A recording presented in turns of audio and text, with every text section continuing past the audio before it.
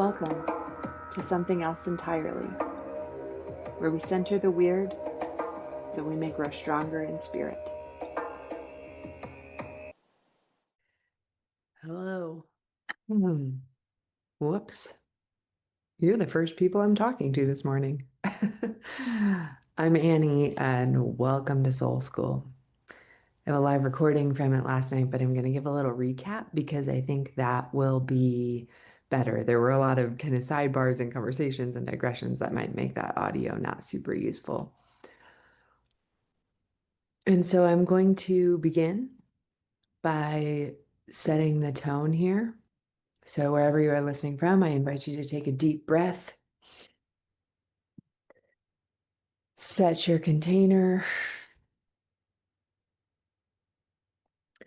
Eternal source of all creation, the one love from which we have come. We gather together here with clear minds and open hearts. And through this coherence of heart and mind, we open the gateway of imagination, our unique, direct connection to eternal source consciousness.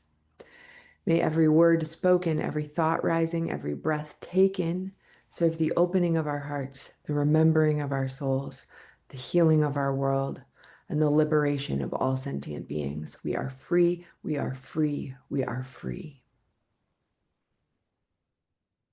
Now we can get into it. So last night I had the first episode, class, experience, there it is, of Soul School. And right when I logged in, there was a university administrator on the call. And so I will admit, this startled me a little. I wouldn't say fear, but I was very surprised. And I thought, oh boy, well, this is going to be interesting because I had a whole plan of all the things I was going to say. And I thought, I just looked at it and I don't really know him super well, but I thought, well, he must have come here because he's curious. The description of what this event is very clear. And so I thought, I'm going to just trust and proceed as planned. And so Soul School is an offering where we come together as community to practice tuning our instruments to the frequency of love and peace. And I begin with a question. What do you believe about consciousness? Does it just emerge from neurons in our brain? Or rather, is consciousness foundational to reality? Now, materialism, if you go back and listen to previous episodes, I talk a lot about what materialism is in earlier episodes, so you can check that out. But essentially, materialism says that matter is the foundation of reality, right? So down at the bottom of everything is just particles bumping around. Post-materialism says consciousness is foundational and can transcend time and space. So this makes experiences like non-local consciousness, remote viewing, telepathy, not only possible, but very reasonable, right? Totally within the bounds of science if we accept this new worldview of consciousness as foundational. And as I was telling this, it was mostly students there who I knew already. But as I was telling this, the administrator said, "Well, I'm very curious about what you're doing here." And I thought, "Okay, we're in. It's gonna be okay to proceed." Because truly, I mean, I have female colleagues who started telling the truth of their stories at other universities and have been threatened with being fired. So I had my first direct experience of non-local consciousness in 2023 was an out-of-body experience. So I was suddenly up above myself looking down. And then after that, I was up above my house looking down and I could actually see everything. And I was shocked because with the scientific worldview I'd been raised in, that should not be possible. And then in 2024, I had this beautiful experience of flooding white light everywhere, coming from inside me and outside me and all around me, and the total dissolution of my body and the boundaries of me and other, complete non-dual consciousness, and more importantly, the most profound feelings of love and peace I have ever felt. Nothing like it. And to me, who was raised in the scientific materialist paradigm, what I was experiencing was not something that was supposed to be possible. So I started doing my research, reading books, and during that first flooding of light, I also received, and to say heard is not quite right because it isn't really a voice, but I received the transmission where I just heard over and over and over the transmission of love and joy and the liberation of all beings, the transmission of love and joy and the liberation of all beings, the transmission of love and joy and the liberation of all beings. And that moved me so deeply. I changed my whole life. And now I serve that mission with my whole being, the best I'm able. And by liberation, I mean the liberation of our minds from the systems of control and programming, the liberation of our hearts from the tyranny of fear, and the liberation of our souls to grow into the fullest expression of love, the liberation of our souls to know the truth of who we really are. And yeah, so you might be able to imagine that as all of these experiences were happening, it's not like I could just snap my fingers and be cured of my entire, 25, 35 years of scientific training. I was a little concerned that maybe I was going crazy or that something was wrong with me. And so as I began, I can show you for those who are watching the video version, I'll show you my huge stack of books. But basically, I started doing my research. This is not all of them, but this is the stack that's right here. And came to understand that I am, in fact, certainly not crazy. I'm a very sound mind. I would argue I was crazy before. I came pre-programmed, and now I'm clearing that programming to actually be aware of myself, of what is going on this planet. Um, but when I was in this phase of not trusting it so much, I really had a lot of desire to test and prove the validity of the information. And so I can go into these kind of deep meditative states where I would not really call it remote viewing, but rather remote knowing. So I can ask to be shown information about a specific friend, all of whom have consented. Okay, consent is important. So any friend I ask to participate in these experiments has consented to do so. And so I asked to be shown information about my friend Fitz. And I saw him, or rather experienced him sitting on his porch eating popcorn, talking to a screen, which was confusing to me because he was outside, but also there was a screen there and he was eating popcorn. I saw construction outside his house, and I saw him going up and down the stairs of his house annoyed. I sent him a voice memo describing what I saw, and all of it turned out to be true, including the fact that he had been on his back patio eating popcorn, talking to a friend on the phone, which would explain the screen confusion.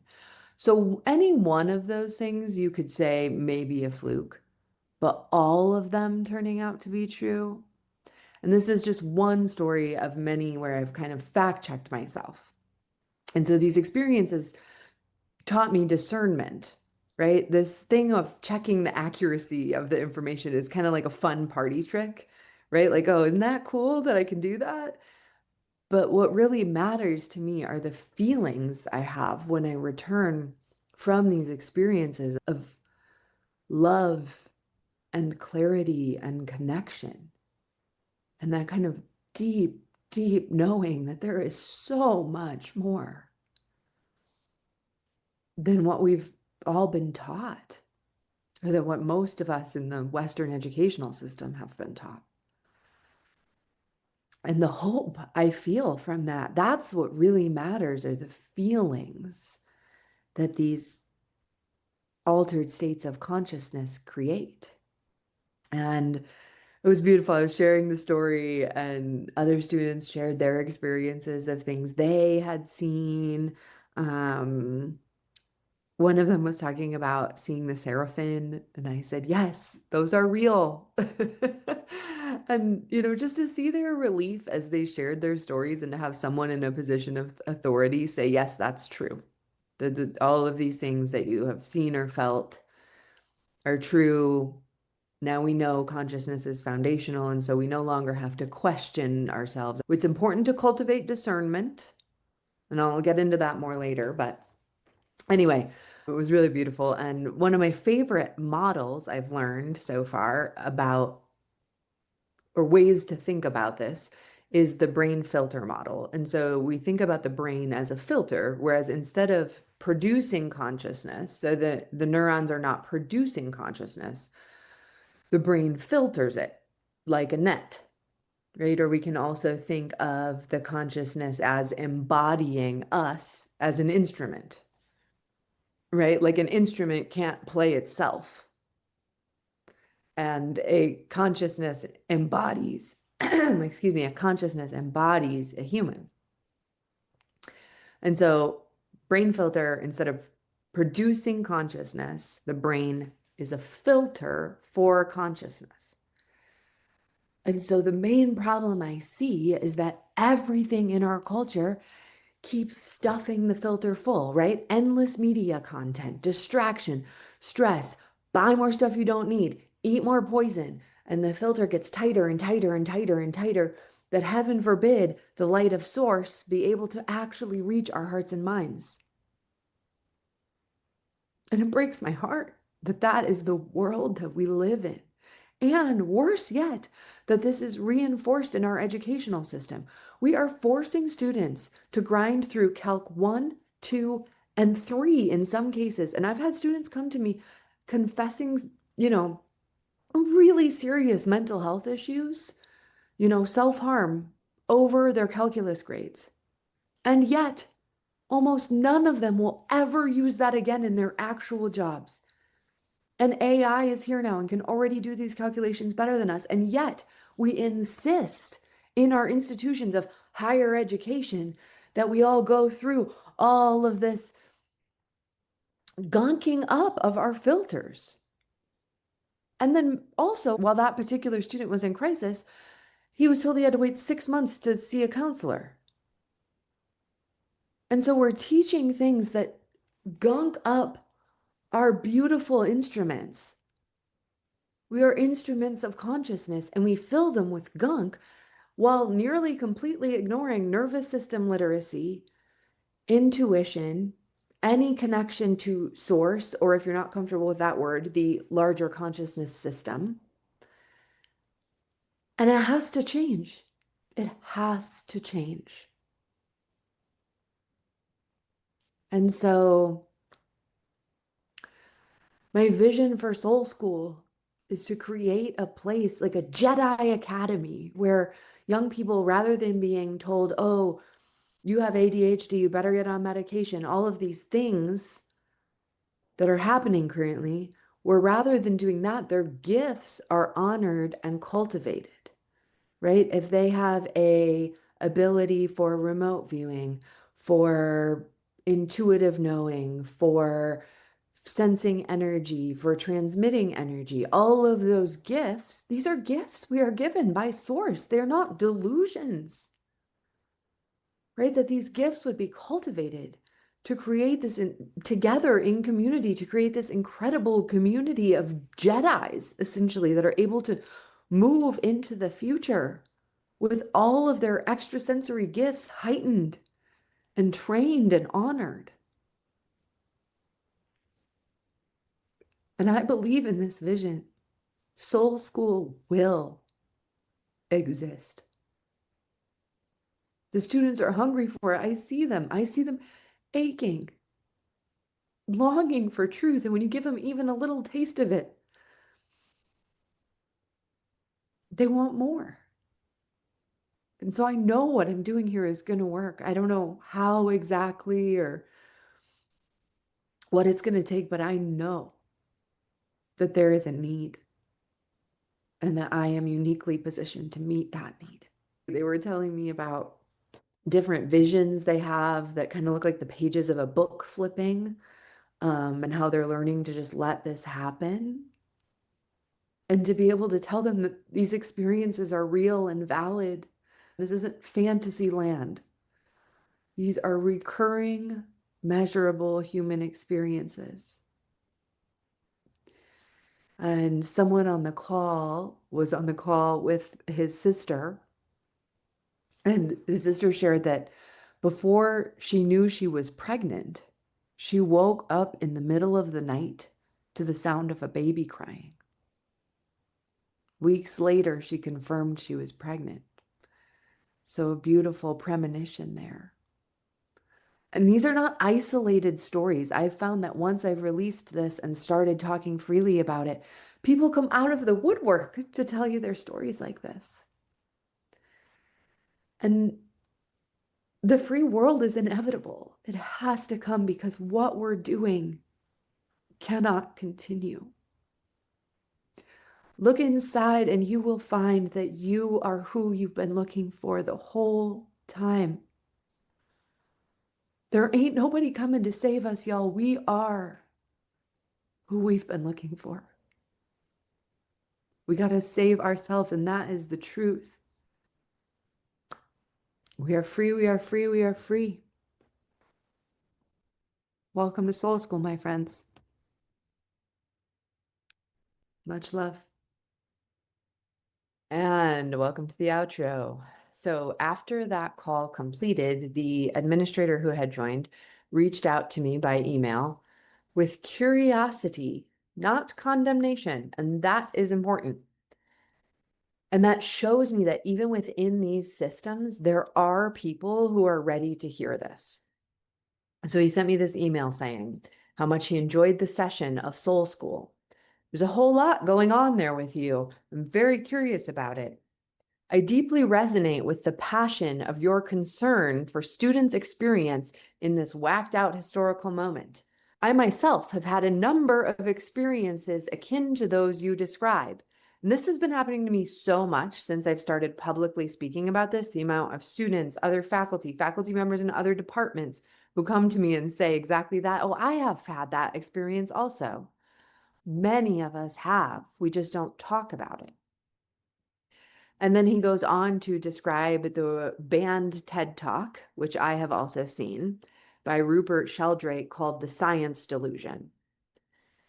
Science delusion is the belief that science already understands the nature of reality in principle, leaving only the details to be filled in. This is a very widespread belief in our society. It's the kind of belief system of people who say, I don't believe in God, I believe in science. And I was one of those people for a little while. It's a belief system which has now been spread to nearly the entire world. But there is a conflict in the heart of science between science as a method of inquiry based on reason, evidence, hypothesis, and investigation, and science as a belief system or worldview. And unfortunately, the worldview aspect of science has come to inhibit and constrict the free inquiry, which is the very lifeblood of the scientific endeavor. Since the late 19th century, science has been conducted under the aspect of a belief system or worldview, essentially materialism, philosophical materialism. And the sciences are now wholly owned subsidiaries of the materialist worldview. I believe that as we break out of this, the sciences will be regenerated. Terence McKenna used to say that modern science is based upon the principle, give us one free miracle and we'll explain the rest. And the one free miracle is the appearance of all the matter and energy in the universe and all the laws that govern it from nothing in a single instant. And he concluded by telling me, you have a lot of courage and are on an important mission that will authentically guide some students out of tremendous suffering. And I have data to speak to those students that I would like to share now. So it's not just me. It's not only the people who are reaching out to me, but in the surveys I've conducted so far, and I just began, 42, so almost half, 42% of students say they've had something that could be described as an out-of-body experience. 50% say they've had a transcendent or mystical experience. 71% say they feel a deep need for meaning and purpose. And when asked about the reality of extrasensory perception, 64% said yes, and another 21% said, I don't know. Okay, so these are not fringe anomalies. This is our students' lived experience.